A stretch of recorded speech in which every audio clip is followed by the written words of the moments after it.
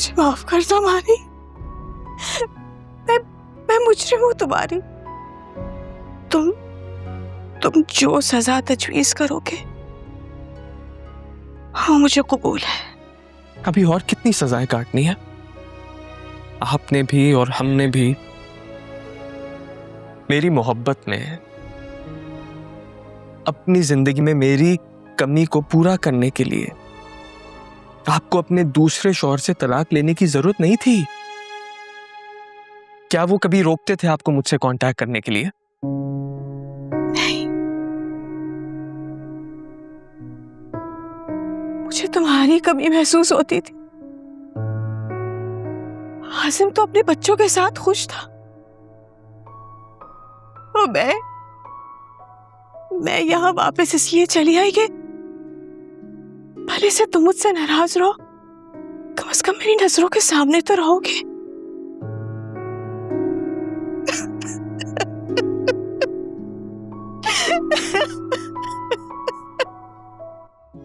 अच्छा आप रोए तो मत। रो नहीं तो और क्या कर। ये सारे आंसू ये मैंने अपने दामन में खुद ही तो भरे हैं।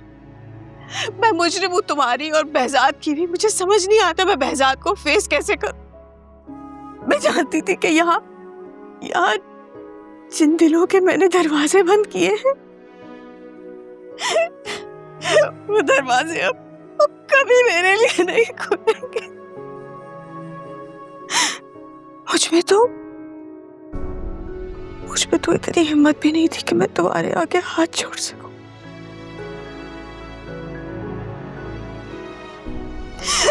खुदा जाने इस नदामत के बोझ ने अब तक मेरी जान क्यों नहीं ले ली।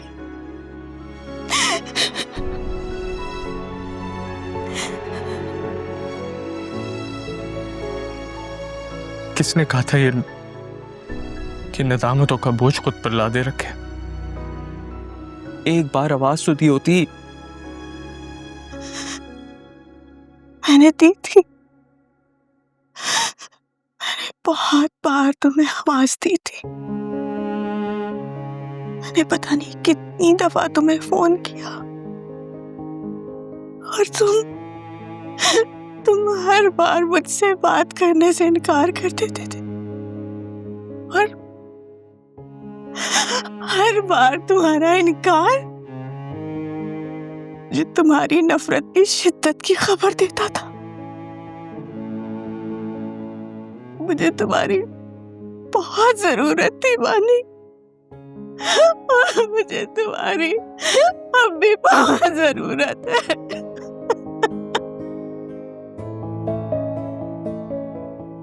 जिस मान से आज मुझे अपनी जरूरत कह रही है ना, उसी मान से अगर पहले का होता ना, मैं सब छोड़ के खुद मिलने आ जाता आपसे।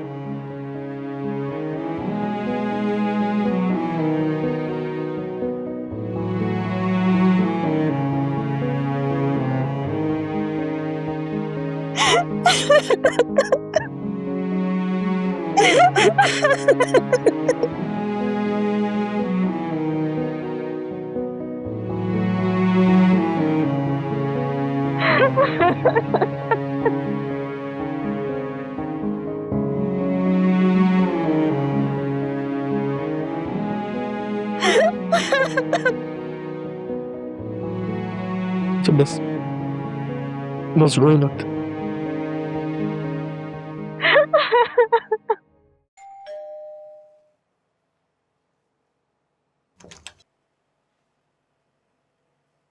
अस्सलाम वालेकुम।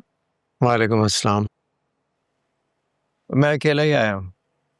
अम्मी और मानी के साथ बाद में आ जाऊंगा। अभी तो सिर्फ मलिया को देखने आया हूँ। फोन पर तुम काफी परेशान थी ना?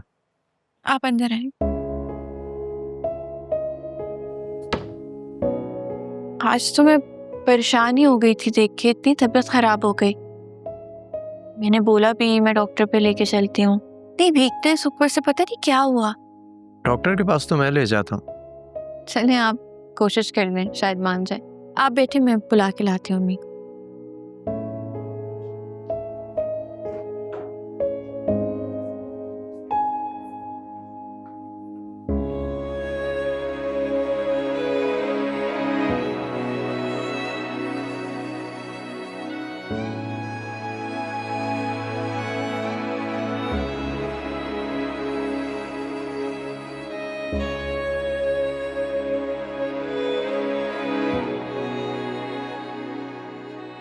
कैसी तबीयत है?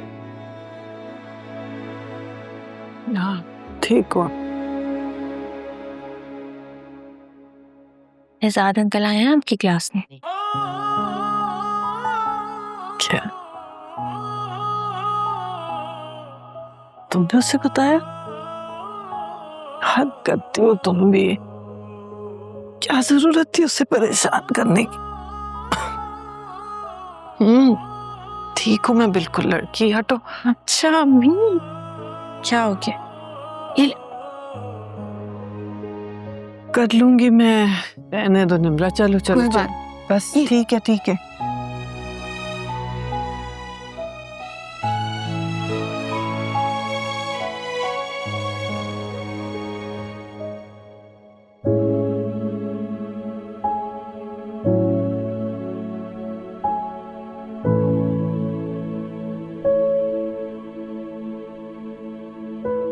ये क्या सुन रहा हूं मैं?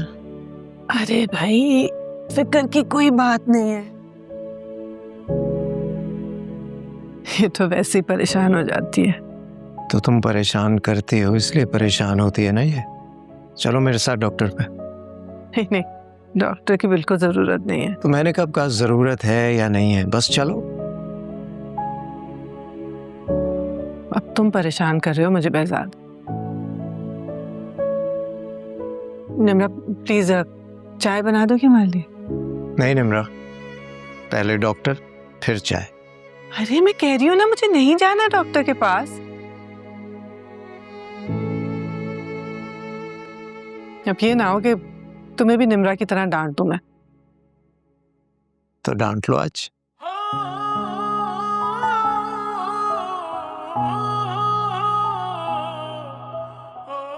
वैसे भी वो पुरानी डांटें तो याद बन कर रह गई है। याद है तुम्हें जब मैं कॉल करने में देर कर देता था, कितना डांटती थी तुम मुझे।